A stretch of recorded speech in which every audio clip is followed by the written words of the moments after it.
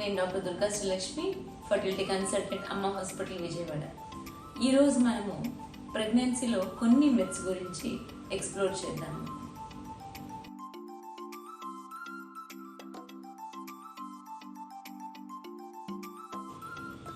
చాలామంది ప్రెగ్నెంట్ అయ్యారు కదా, మీరు ఫుడ్ ఎక్కువగా తీసుకోవాలి, ఇద్దరు మనుషులు సరిపడా ఆహారం తినాలి అని కొంతమంది పెద్దవాళ్ళు మిస్గైడ్ చేస్తుంటారు.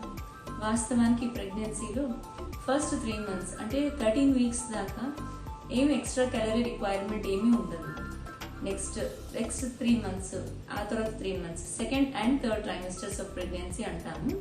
అంటే మధ్య 3 నెలలు, చివరి 3 నెలల్లో ప్రెగ్నెన్సీలో క్యాలరీ ఎక్స్ట్రా రిక్వైర్మెంట్ వచ్చి 300 టు మ్యాక్సిమం 350.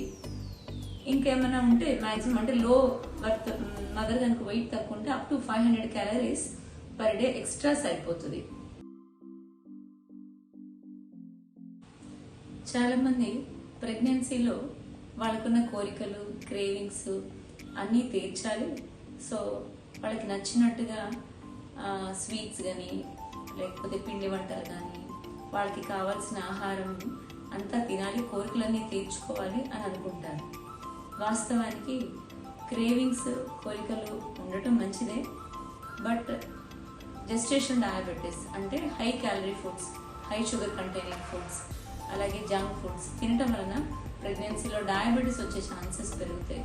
అలాగే అన్నెసరీ ఎక్సెస్ వెయిట్ గెయిన్ అవటం వలన మదర్కి తన వెయిట్ హెవీగా అయిపోయి ప్రాసెస్ ఆఫ్ డెలివరీ ఫుల్ టైంకి వచ్చేసరికి ఇబ్బంది పడుతుంటారు. ప్రెగ్నెన్సీలో ట్రావెల్ గురించి వస్తే కొంతమంది అసలు ట్రావెల్ చేయకూడదని, కొంతమంది ట్రావెల్ చేస్తే ఏమవ్వదని రకరకాలుగా అనుకుంటుంటారు. వాస్తవానికి లో రిస్క్ ప్రెగ్నెన్సీస్ అంటే గతంలో ప్రీటర్మ్ లేబర్ అని కానీ అలాగే కాంప్లికేషన్స్ లేని ప్రెగ్నెన్సీలో ట్రావెలింగ్ సేఫ్గా చేయొచ్చు. అన్ని మోడ్స్ ఆఫ్ ట్రావెల్ కన్నా ఎయిర్ ట్రావెల్ బెస్ట్. అయితే ఎయిర్ అథారిటీస్ వాళ్ళు కొన్ని 36 ఫుల్ టర్మ్లో ట్రావెలింగ్ రెస్ట్రిక్ట్ చేస్తారు, అవాయిడ్ చేస్తారు. ఎందుకంటే ఫ్లైట్లో లేబర్లోకి వెళ్తారన్న భయంతో. అంతేగాని ట్రావెల్ చేయకూడదని ఏమీ లేదు. ఇఫ్ ఇట్స్ అ లో risk case, prior history of preterm labour అంటే నెలలు నిండకుండా డెలివరీ వచ్చినట్టుగా హిస్టరీ లేకపోతే ప్రెగ్నెన్సీలో ట్రావెల్ చేయొచ్చు. అయితే బిఫోర్ ట్రావెలింగ్ ఒకసారి మీకు డాక్టర్ని కన్సల్ట్ అయ్యి రిస్క్ ఫ్యాక్టర్స్ అన్ని చూపించుకుని అప్పుడు ట్రావెల్ ప్లాన్ చేసుకోవడం మంచిది.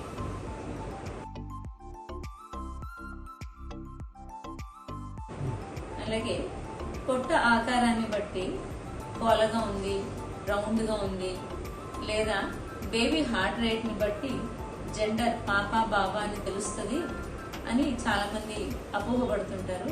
వాస్తవానికి షేప్ ఆఫ్ ది అబ్డామిన్ని బట్టి కానీ బేబీ హార్ట్ రేట్ బట్టి కానీ అసలు జెండర్ అనేది తెలియదు. ప్రెగ్నెన్సీలో స్ట్రెచ్ మార్క్స్ అనేవి గోకడం వల్ల వస్తాయని అపోహలో ఉంటుంటారు. వాస్తవానికి స్ట్రెచ్ మార్క్స్ అనేవి స్కిన్ స్ట్రెచ్ అవడం వలన కొంత జెనెటిక్ టెండెన్సీ అనమాట, ఇన్ఎలాస్టిసిటీ వలన స్ట్రెచ్ మార్క్స్ వస్తాయి. కొంతమందికి జెనెటికలీ ఎలాస్టిక్ స్కిన్ ఉన్న వాళ్ళలో స్ట్రెచ్ మార్క్స్ తక్కువగా ఉంటాయి. అయితే మాయిశ్చరైజింగ్ క్రీమ్స్, హైడ్రేషన్ పెంచే క్రీమ్స్ వాడటం వల్ల ఈ బర్నింగ్, మంట అనేది తగ్గుతుంది, ఇచ్చింగ్ తగ్గుతుంది. అలాగే ఎలాస్టిసిటీ కొంచెం ఇంప్రూవ్ అయ్యి స్ట్రెచ్ మార్క్స్ తక్కువ అవుతుంది, కానీ పూర్తిగా స్ట్రెచ్ మార్క్స్ లేకుండా అనేది ఉంటుంది అనేది జరగదు.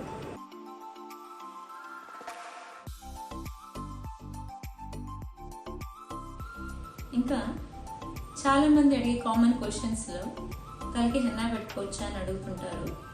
హెన్నా అనేది పైన పోతే కాబట్టి ఇబ్బంది ఏమి ఉండదు, హెన్నా వాడుకోవచ్చు. అట్లాగే ఎటు పక్కకి పడుకోవాలి, రైట్కి పడుకోవాలా, లెఫ్ట్కి పడుకోవాలా, వెలికిలా పడుకోవాలా అని అడుగుతుంటారు.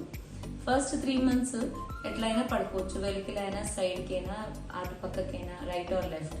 అయితే నెలలు పెరుగుతున్న కొద్దిగా 6వ నెల తర్వాత నుంచి ఎటన్నా ఒక ప్రక్కకి పడుకుంటే మంచిది, వెలికిలా కాకుండా. అంటే సుపైన్గా కాకుండా any lateral position would be preferable.